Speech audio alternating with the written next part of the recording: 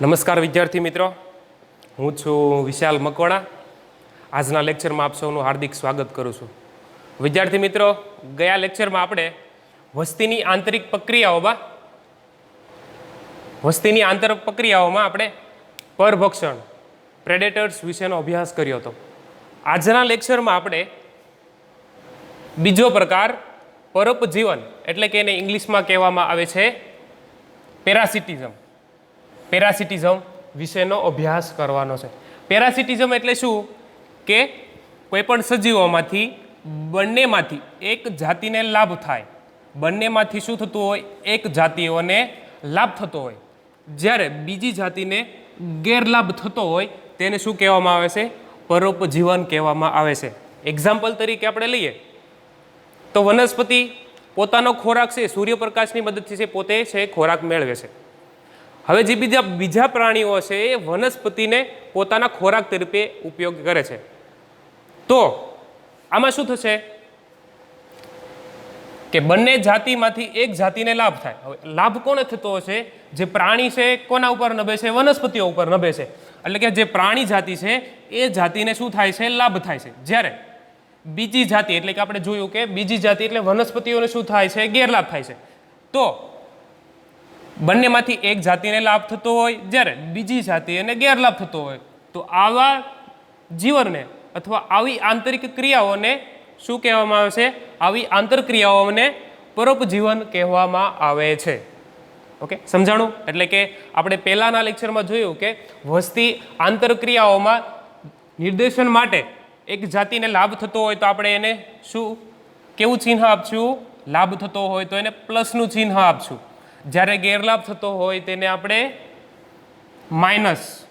માઇનસનું ચિહ્ન આપશું. ઓકે, હવે આગળ જુઓ. જે જાતિને લાભ થતો હોય એને શું કહેવામાં આવે છે? જે જાતિને લાભ થતો હોય તેને પરોપજીવી સજીવો તરીકે ઓળખવામાં આવે છે. આ ખાસ યાદ રાખવાનું છે. જે જાતિને લાભ થતો હોય તેને શું કહેવામાં આવે છે? પરોપજીવી. એટલે કે પ્લસ લાભ થતો હોય તેવા સજીવોને આપણે જાતિ હોય તેને આપણે પ્લસની નિશાની વડે દર્શાવશું. જે જાતિને ગેરલાભ થતો હોય, હવે યજમાન છે, જે જાતિને ગેરલાભ થતો હોય એને શું કહેવામાં આવે છે? યજમાન. એટલે કે એને આપણે માઇનસના ચિહ્ન વડે દર્શાવીશું. ઓકે, તો આગળ જોઈએ. પરોપજીવીઓએ તેમની જીવનશૈલીને અનુરૂપ વિકસિત કરેલા કેટલાક અનુકૂલનો જોઈએ. ઓકે, હવે આ જે પરોપજીવી પ્રાણીઓ છે એ યજમાન કોઈ વનસ્પતિ અથવા કોઈ પ્રાણી અથવા ગમે તે સજીવ સાથે રહેવા માટે છે પોતાની અંદર છે કેટલાક એડેપ્ટેશન અનુકૂલન સાધ્યું છે. હવે કયા કયા એડેપ્ટેશન સાધ્યા છે એ આપણે જોઈએ.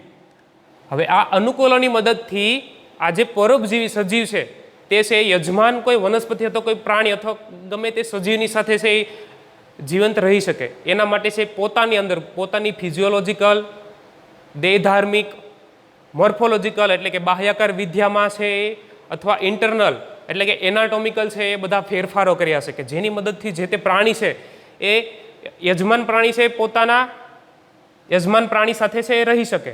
તો એમાં પહેલું છે જરૂરી ન હોય તેવા સંવેદી અંગો ગુમાવવા. એટલે કે જે પરોપજીવી સજીવ છે તેને જરૂરી નથી એવા જે અંગો છે એ ગુમાવી શકે કે જેની મદદથી છે એ યજમાન પ્રાણીની સાથે છે રહી શકે. હવે જરૂરી નથી એવા અંગો ગુમાવી દેશે કે તો શું થશે કે જે એની અંદર છે દેહધાર્મિક જે બધી પ્રક્રિયાઓ થતી છે એ છે ઓછી ઝડપી થશે. પહેલાં ઘણા બધા અંગો હતા તો શું થતું હશે કે એને વધારે પડતી શક્તિની જરૂર પડતી છે, પરંતુ હવે જરૂરી નથી તેવા અંગો છે ગુમાવી દીધા છે તો હવે ઓછી શક્તિની જરૂર પડશે. તો પહેલો પોઈન્ટ જોયો આપણે, જરૂરી ન હોય તેવા સંવેદી અંગો છે ગુમાવવા. બીજું છે યજમાન સાથે છોટી રહેવા માટે ગુંદરી કે શુષ્કો ધરાવે છે. હવે જે પરોપજીવી સજીવ છે તેને યજમાન સાથે છોટી રહેવા માટે શું ધરાવે છે? ગુંદર. યજમાન સાથે છોટી રહેવા માટે છે ગુંદર ધરાવે છે, જેની મદદથી શું થશે કે જે યજમાનની સાથે છે છોટી રહેશે. બીજું છે શુષ્કો ધરાવે છે. આગળ આપણે જોઈશું, એક્ઝામ્પલમાં આગળ જોઈશું કે શુષ્કો છે એની મદદથી છે કેવી રીતે છે પરોપજીવી છે એ યજમાનની સાથે રહી શકે તથા શુષ્કોની મદદથી છે કેવી રીતે પોષણ મેળવે છે એ આપણે આગળ જોઈશું. એટલે કે શુષ્કો શું કરશે કે તેને ખોરાક મેળવવામાં મદદરૂપ કરશે. જલવાહક પેશી અને અનુવાહક પેશીમાંથી જ પાણી અને ખોરાક મેળવવા છે એ શુશુકોની મદદથી એ મેળવી શકશે. એટલે કે યજમાન સાથે ચોંટી રહેવા માટે ગુંદરી પદાર્થ અથવા શુશુકોની હાજરી ધરાવે છે. પાચન તંત્રનો લોપ એટલે કે પાચન તંત્ર છે એ ગુમાવી દીધું અથવા તો પાચન તંત્ર છે એ એકદમ સુવિકસિત કરી લીધું કે જેની મદદથી છે એ શું કરી શકે કે યજમાન સાથે જ્યારે ચોંટી રહે એટલે કે પાચન તંત્રનો લોપ ગુમાવી દેશે અથવા સુવિકસિત કરી લેશે. એટલે કે જે તે યજમાનની સાથે રહી અને જે પણ તે ખોરાક મેળવે છે એ ખોરાક મેળવ્યા બાદ તેમાંથી વ્યવસ્થિત અને સુવિકસિત રીતે છે પાચનની ક્રિયા એ કરી શકે. ઓકે, પછી ચોથો પોઈન્ટ છે ઉચ્ચ પ્રજનન ક્ષમતા. હવે એક અનુકૂલનમાં મોસ્ટ ઇમ્પોર્ટન્ટ છે ઉચ્ચ પ્રજનન ક્ષમતા. હવે પ્રજનન ક્ષમતા છે ઉચ્ચ હશે એટલે શું થશે કે પ્રજનન છે વધારે ઝડપથી અને વધારે માત્રામાં કોલોની જનસંખ્યા છે વધારે માત્રામાં ઉત્પાદન કરી શકે. એટલે કે પ્રજનન ક્ષમતા છે કેવી હોય છે ઉચ્ચ પ્રકારની હોય છે. તો આપણે આ જોયું પરોપજીવીઓએ તેમની જીવનશૈલીઓને અનુરૂપ વિકસિત કરેલા કેટલાક અનુકૂલો કે જેની મદદથી છે પરોપજીવી પ્રાણી છે યજમાન કોઈ પણ વનસ્પતિ પ્રાણીની સાથે છે સરળતાથી જોઈ શકે રહી શકે. પરોપજીવીના જીવનચક્રમાં સમાવિષ્ટ યજમાનો અથવા વાહકો વિશે આપણે હવે જોઈએ આગળ. માનવ યકૃત કૃમિ છે એ પણ એક છે એ પરોપજીવી છે. એટલે કે એને છે એ કેટલાક યજમાનો અને વાહકોમાંથી પસાર થવું પડે ત્યારબાદ છે એ મુખ્ય યજમાન છે તેમાં એ જીવિત રહી શકે. તો એમાં છે પહેલું છે માનવ યકૃત કૃમિ, એને બીજું નામ છે ટ્રિમેટોડ. એટલે કે બે મધ્યસ્થ યજમાનો છે એમાંથી પસાર થવું પડે ત્યારબાદ છે માનવના યકૃતમાં છે આ ટ્રિમેટોડ છે જે કૃમિ છે એ જીવિત રહી શકે. પહેલું એમાંથી એને પસાર થવું પડે, ગોકળગાય એમાંથી પસાર થવું પડે અને ત્યારબાદ છે માછલીમાંથી એને પસાર થવું પડે. એટલે કે તે યજમાન આ યજમાન છે માનવ છે એ યજમાન છે. ઓકે, હવે કયું કૃમિ ટ્રિમેટોડ નામનું કૃમિ છે એ માનવના યકૃત કૃમિમાં રહે છે. એને હવે માનવ યકૃત કૃમિ એટલે કે યજમાનમાં એમ જોવું હોય જે ટ્રિમેટોડ કૃમિ છે તો તેને પ્રથમ વાહક છે ગોકળગાયમાંથી પસાર થવું પડે અને ત્યારબાદ તેને માછલીમાંથી છે પસાર થવું પડે છે. ઓકે, એવી જ રીતે પ્લાઝ્મોડિયમ વાઇવેક્સ કે જેની મદદથી આપણને છે મેલેરિયા થતા હોય છે. તો ઓકે, તો એને પણ છે બે મધ્યસ્થ યજમાનોની જરૂર પડે છે. એમાં પહેલું યજમાન છે બે મધ્યસ્થ યજમાનોની જરૂર પડે છે. એટલે કે સૌપ્રથમ એને માનવમાંથી પસાર થવું પડે અને ત્યારબાદ છે માદા એનાફિલિસ મચ્છરમાંથી પસાર થવું પડે. એટલે કે જે મેલેરિયા છે ઓકે એ મેલેરિયા છે એ પહેલાં માનવમાં આવશે, માનવમાંથી એ પસાર ક્યાં થશે માદા એનાફિલિસ મચ્છરમાં છે પસાર થશે એટલે કે એની અંદર જશે. હવે આ જે માદા એનાફિલિસ મચ્છર છે જ્યારે આપણને કવર છે પ્લાઝ્મોડિયમની છે સૌપ્રથમ કેમાં જશે માનવમાં જશે. હવે માનવમાંથી ક્યાં જશે માદા એનાફિલિસ મચ્છરમાં જશે. હવે માદા એનાફિલિસ મચ્છરમાં જશે ત્યારબાદ જે માદા એનાફિલિસ મચ્છર છે આપણને કવર છે ઓકે ત્યારે છે આપણને મેલેરિયાનો તાવ આવશે. ઓકે, તો આ આપણે જોયું પરોપજીવી છે પરોપજીવન છે એમાં માનવ યકૃત કૃમિ અને પ્લાઝ્મોડિયમ વિશે આપણે જોયું. હવે આપણે આ બધા જે પ્રાણીઓ છે અથવા આવા સૂક્ષ્મ જીવો છે જ્યારે આપણી અંદર છે વસવાટ કરતા હોય છે એને લીધે છે ઘણી બધી વનસ્પતિઓ ઘણી બધી પ્રાણીઓની અંદર આ જે પરોપજીવી પ્રાણીઓ છે એ કઈ રીતે ઇફેક્ટ કરે છે એના વિશે આપણે એવું જોઈએ. પરોપજીવીઓ દ્વારા થતું યજમાનને નુકસાન. ઓકે, હવે જે પરોપજીવીઓ છે એ કોના ઉપર રહે છે યજમાન ઉપર રહે છે. હવે પરોપજીવીઓ દ્વારા હવે યજમાન ઉપર રહે છે તો તેને નુકસાન પણ કંઈક પહોંચાડતા હશે તો એના વિશે આપણે જોઈએ. યજમાનની ઉત્તરજીવિતા વૃદ્ધિ અને પ્રજનનમાં ઘટાડો કરે છે. એટલે કે યજમાનની ઉત્તરજીવિતા એટલે કે યજમાન છે કોઈ પ્રાણી કોઈ વનસ્પતિ વિશે જોઈએ. ઓકે, હવે તો કોઈ વનસ્પતિ ઉપર છે ઘણા બધા વેલા છે એક્ઝામ્પલ રીતે કે આપણે સમજીએ કોઈ વનસ્પતિ ઉપર ઘણા બધા વેલા છે આધાર રાખે છે. ઓકે, પરોપજીવન ગુજારે છે. હવે તો શું થશે કે તે વનસ્પતિને પૂરતા પ્રમાણમાં પ્રકાશ સંશ્લેષણની પ્રક્રિયા થશે નહીં કેમ કે એને વેલા છે તો આખા પ્લાન્ટને છે ઢાંકી દીધો છે. ઓકે, હવે જે તે વનસ્પતિ છે એને પૂરતા પ્રમાણમાં છે ઓક્સિજન મળશે નહીં એટલે કે શું થશે કે ઉત્તરજીવિતા, જે જીવન જીવવાની જે ક્રિયા છે સુવિકસિત, એમાં પણ ઘટાડો થશે. બીજું છે, હવે આ વેલા છે એ બધા પ્લાન્ટ ઉપર સડી ગયા છે, તો એની વૃદ્ધિમાં પણ ઘટાડો થશે. ઓકે, હવે વેલા છે એ કોના ઉપર આધાર રાખતા થઈ ગયા કે હવે જે પ્લાન્ટ છે, મુખ્ય પ્લાન્ટ છે, એની અંદરથી છે અન્નવાહક પેશીમાંથી ખોરાક મેળવી લેશે, જલવાહક પેશીમાંથી પાણીનું શોષણ કરી લેશે, જેની મદદથી જે યજમાન છે પ્લાન્ટ છે એની વૃદ્ધિમાં પણ ઘટાડો થશે.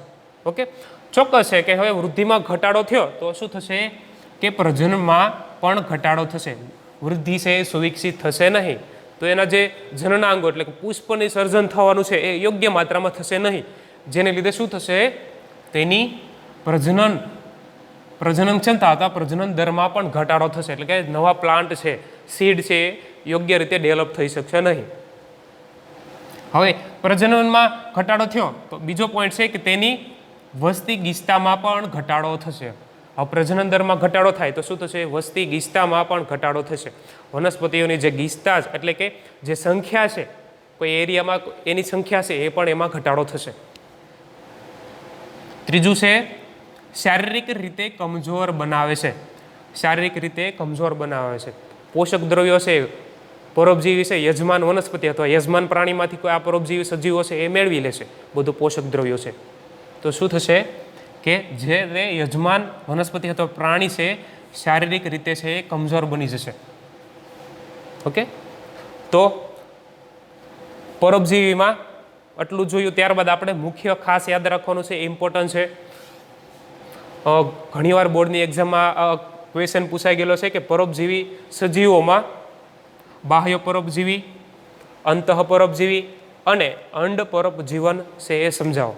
ઓકે, તો હવે આપણે પ્રથમ જોઈએ બાહ્ય પરોપજીવન.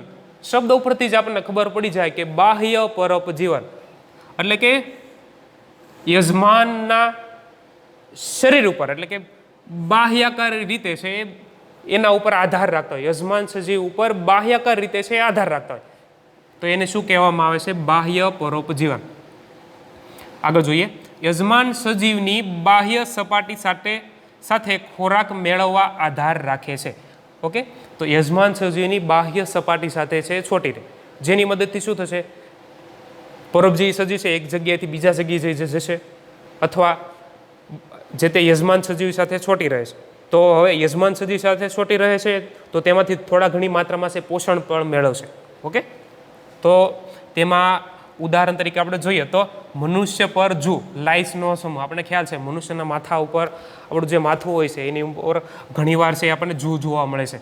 હવે જૂ છે એ શું કરશે કે માથામાંથી પોતાના શોષકોની મદદથી અથવા એના જે દાંતની મદદથી શું કરશે કે એમાંથી રુધિરનું છે શોષણ છે કરશે.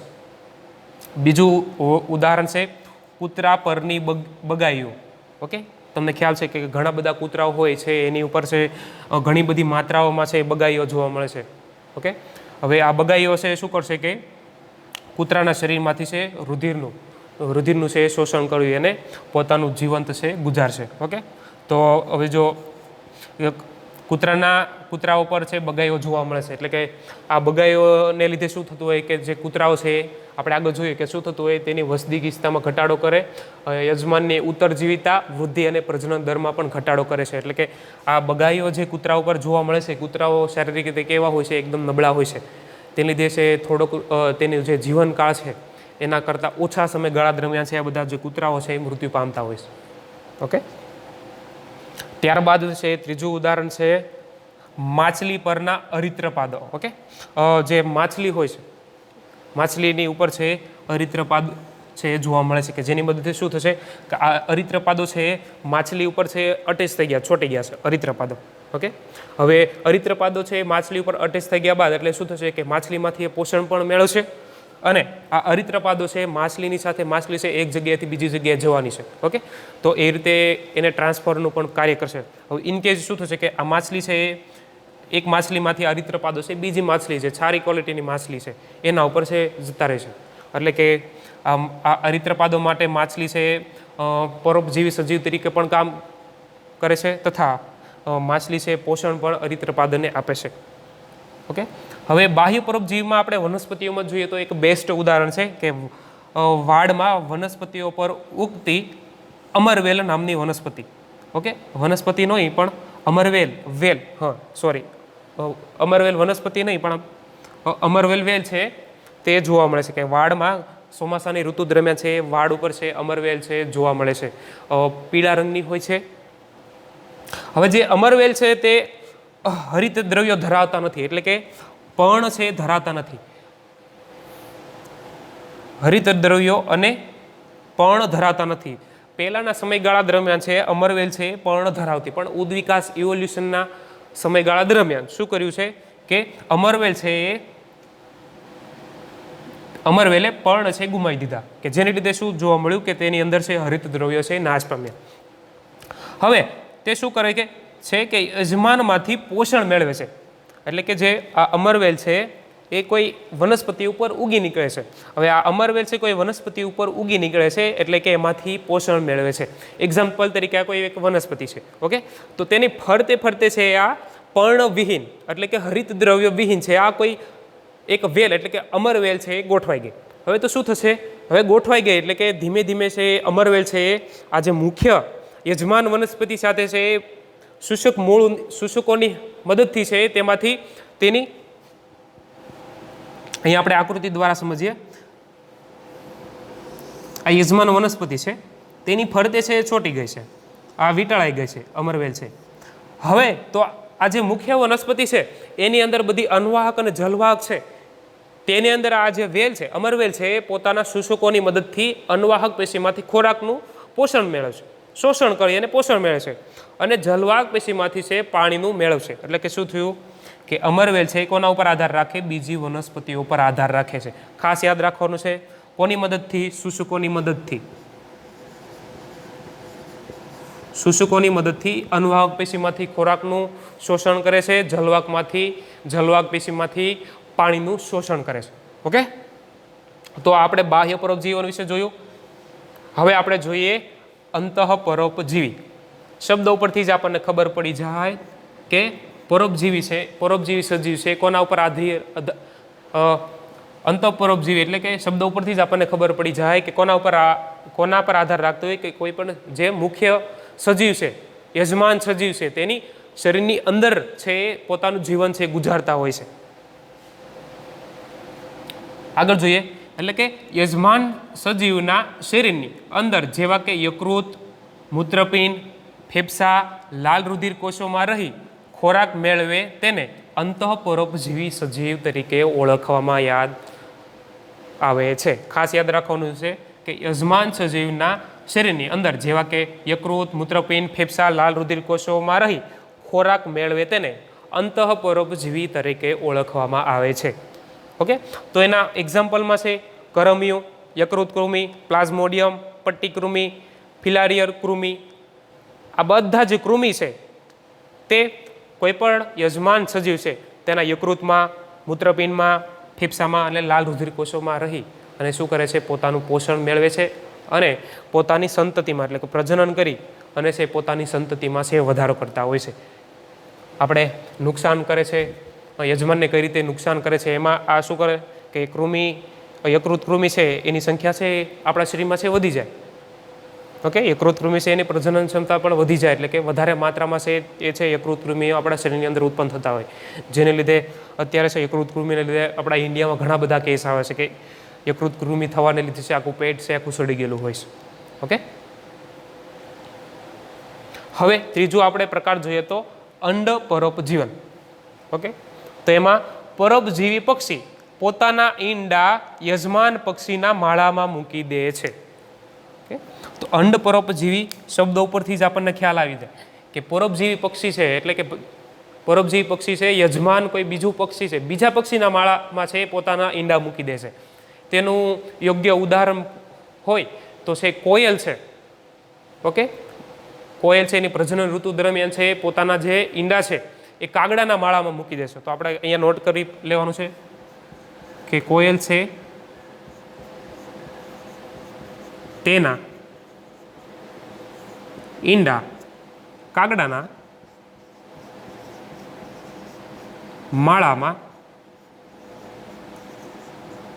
મૂકી દેશે. હવે શું થશે કે જે કાગડાના માળામાં ઈંડા મૂક્યા એટલે કાગડો છે એ ઈંડા પાસે આવશે ત્યારે છે ઉદ્વિકાસને આધારે એટલે કે ઉદ્વિકાસને આધારે જે કોયલના ઈંડા છે બાહ્યાકાર રીતે કેવા જ હોય છે કે કાગડાના જે ઈંડા હોય છે આકાર કદ અને રંગમાં એ કાગડાના ઈંડા જેવા જ હોય છે એટલે છે કાગડા માટે છે કોયલના ઈંડા છે ઓળખવા છે ખૂબ જ મુશ્કેલી થઈ જતા હોય